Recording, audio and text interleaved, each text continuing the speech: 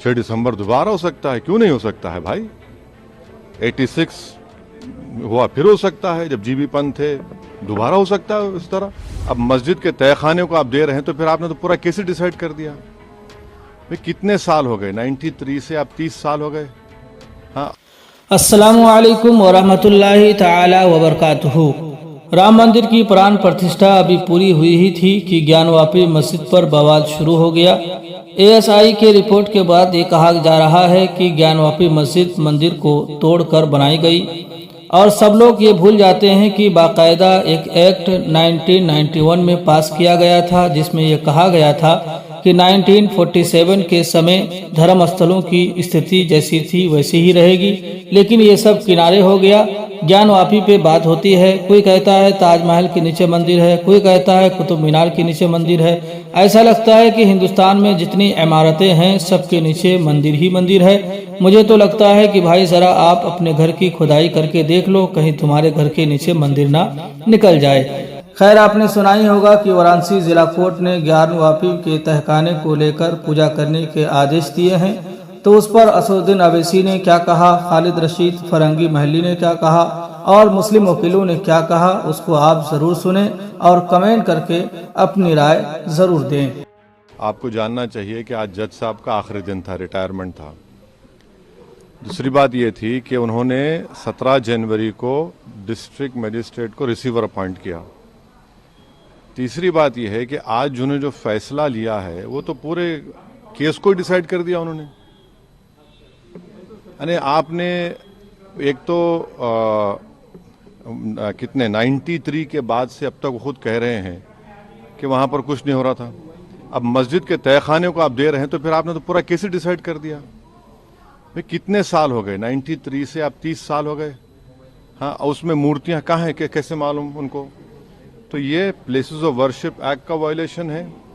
भाई 30 साल के बाद आप ये काम की इजाज़त दे रहे हैं तो उनका तो एक काम था कि आप उनको 30 दिन का टाइम देते अपील के लिए। आप कहते हैं कि 7 दिन में पूरा निकाल दो, ग्रिल्स निकाल दो और आप इजाज़त दे दिए। तो ये सरासर गलत फैसला है। और आखिरी बात यह है कि नरेंद्र मोदी की सरकार जब तक अपनी खामोशी को तोड़ेगी नहीं और साफ तौर पे कहेगी नहीं कि हम प्लेसेस ऑफ वर्शिप एक्ट के ऊपर स्टैंड बाय करते हैं, ये पूरे तनाज़े चलते रहेंगे। और मैं फिर से कह रहा हूं कि जब बाबरी मस्जिद का टाइटल सूट का जजमेंट आया था, मैंने जिस एप्रीहेंशन का इजहार किया था कि वो फैसला यकीनन सुप्रीम कोर्ट हमारा आखिरी कोर्ट, हम इज्जत करते हैं, मगर फेद की बुनियाद पर आने से ये तमाम चीज़ें खुल रही हैं। और उस सुप्रीम कोर्ट के फैसले में प्लेसेस ऑफ वर्शिप एक्ट को बेसिक स्ट्रक्चर का हिस्सा करार दिया गया था।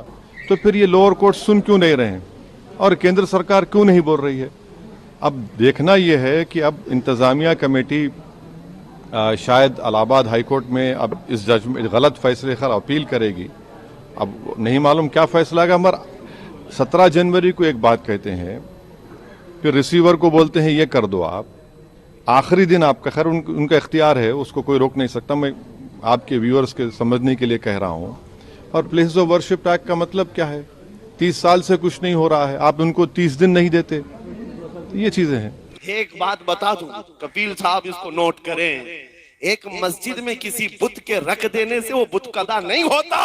तारीख गवाह है, 307 काबे के अंदर थे तब भी काबा काबा था।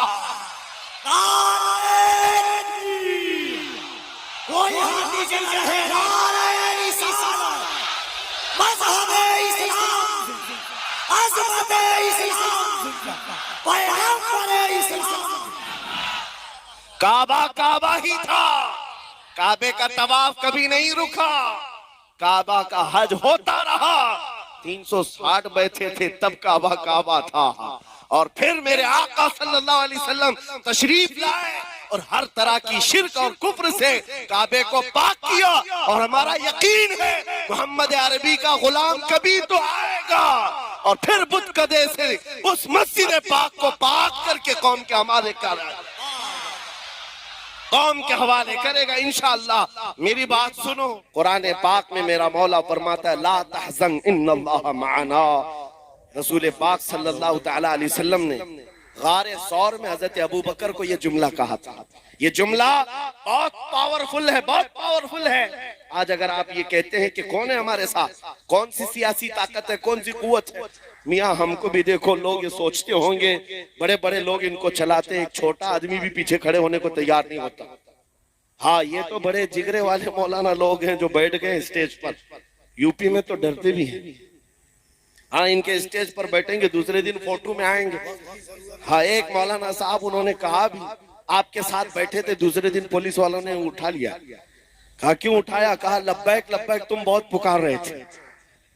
मैंने उन मौलाना साहब से कहा फख्र करो मौलाना, दुनिया चोरी करके थाने जाती है, तुम नबी का नाम लेकर जा रहे हो, इसमें क्या खौफ, इसमें किस बात की झिझक और शर्म है? मैं ये कह रहा हूं मेरे अजीजों, नबी पाक सल्लल्लाहु तआला अलैहि वसल्लम की मोहब्बत में अगर किसी को हया है और शर्म है तो ये शैतानी शर्म है, ये शैतानी हया है। सिद्दीक अकबर गारे सौर में हुजूर के साथ हैं, मुशरिकीन ढूंढते ढूंढते उस गार तक भी आ गए और ऐसे हालात थे कि हजरत अबू बकर कहते हैं अगर वो पांव उठाते तो हम नजर आ जाते। मुशरिकीन वहां तक पहुंच गए हैं, अगर वो पांव उठाते तो हम नजर आते। हजरत अबू बकर सिद्दीक की बेकरारी जैसी बड़ी, पूछा रसूलुल्लाह आका अब क्या होगा? तब नबी पाक ने अबू बकर सिद्दीक के सीने पर हाथ मारा और कहा ला तहज़न इन्नल्लाह माना, घबरा मत, अल्लाह हमारे साथ है, अल्लाह हमारे साथ है।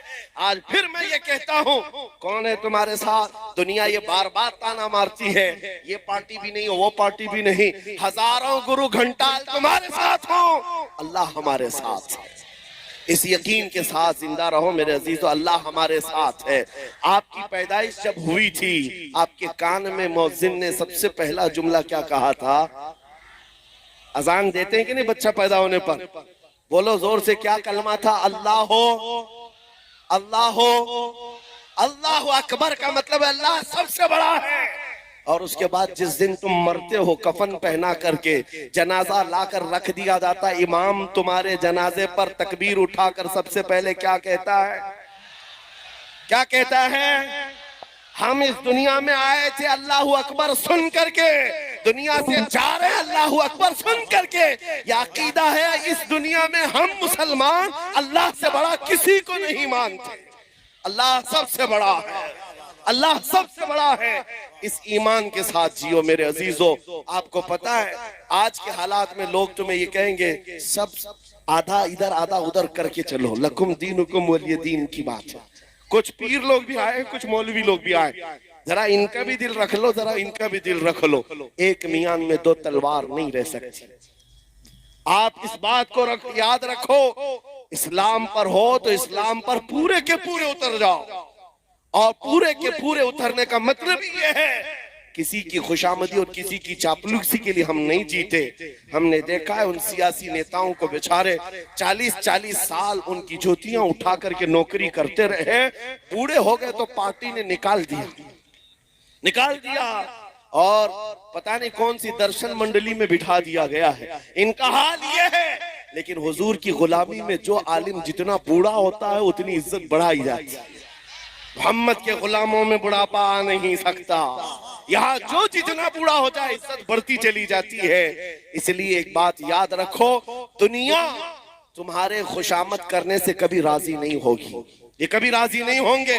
तुम कशका लगा लिए, तुम भगवा पहन लिए, कभी इधर की बातें उधर की बातें कर लिए, कभी राजी नहीं होती दुनिया, कभी नहीं राजी होती है, हमने देखा है। लेकिन आओ मेरे मुस्तफा के दरबार में एक दुरूद से राजी हो जाएगा। आता है फकीरों पे उन्हें प्यार कुछ ऐसा, खुद भीख दे और खुद कहे मंगते का भला। काफी मस्जिद और काशिफनात के सिलसिले में अभी जो फैसला आया है वो वक्ती तौर पर मायूस करने वाला ज़रूर है, लेकिन जाहिर सी बात है अभी दोनों साइड्स के सामने ऊपरी अदालतों का रास्ता खुला हुआ है और इस जजमेंट को ऊपरी अदालतों में जाहिर सी बात है ज़रूर हमारे एडवोकेट्स हजरात चैलेंज करेंगे और हम लोगों को पूरी उम्मीद है कि हम लोगों के साथ इस सिलसिले में पूरी तरीके से इंसाफ किया जाएगा।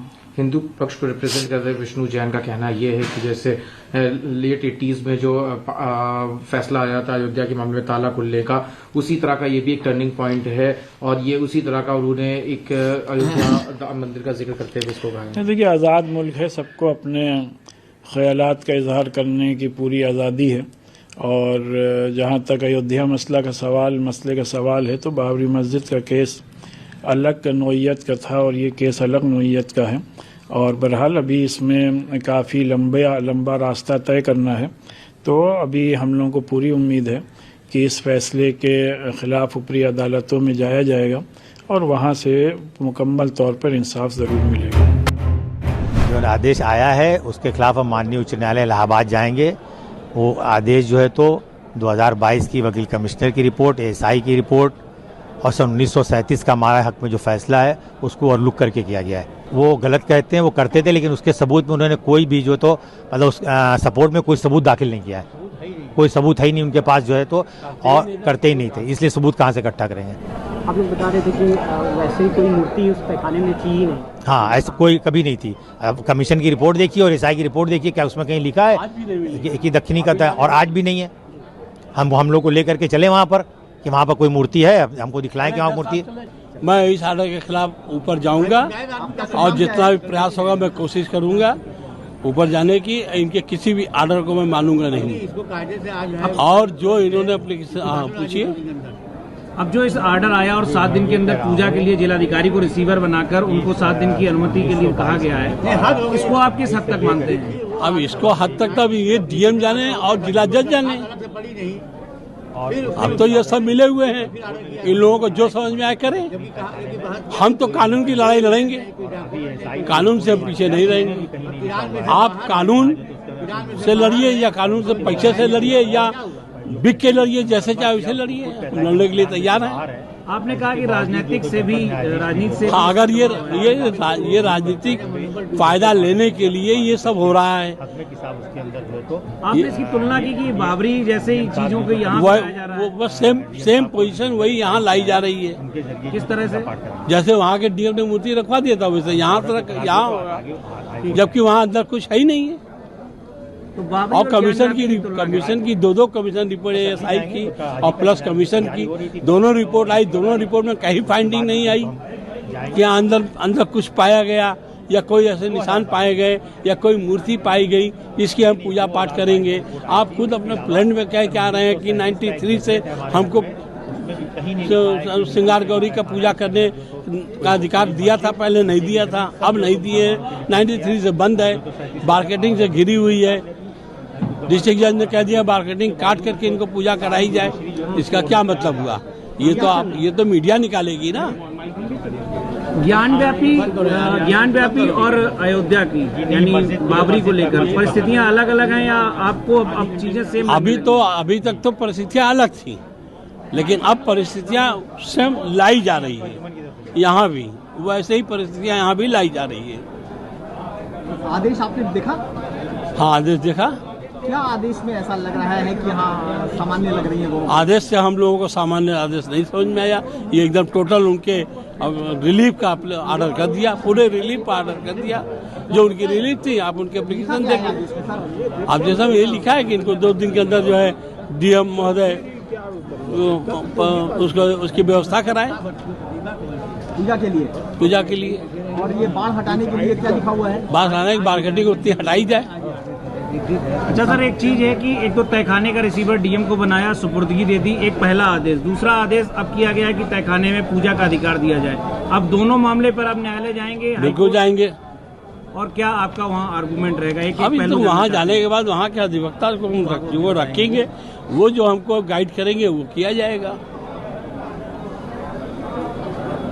अभी ये तो डीएम महोदय देखेंगे, बताएंगे कि क्या हो सकता है क्या नहीं हो सकता है, यहाँ का अमन अमान कैसे रहेगा, कैसे इसको रखना है। ये डीएम के काम है, मेरा काम नहीं है।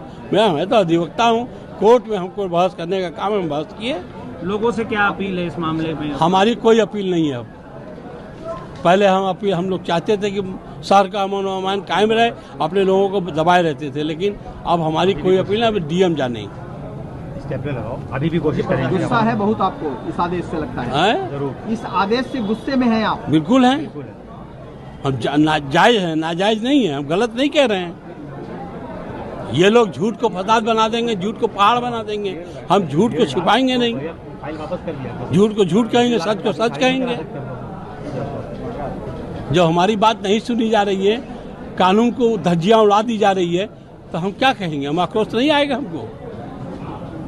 93 के पहले पूजा पाठ तो वहाँ हो रहा था? नहीं, गलत है, कभी नहीं हुआ। मैं 36 साल की मेरी वकालत होगी, मैंने कभी नहीं देखा। तो ये जो मुकदमा दाखिल किया शैलेंद्र पाठक की ओर से और इस तरह की ये सारी चीजें जो दलीलें दी वो सब गलत हैं फिर? हमारे उनके पास कोई ऐसा सबूत नहीं है। जब सबूत कोई है ही नहीं है तब कैसे मान लें? कोई सबूत नहीं है, खाली कह दिया हो गया। उनके कहने से नहीं ना होगा। इसके पहले तो ब्यास ने कह दिया कि शिवलिंग असली हमारे घर में है।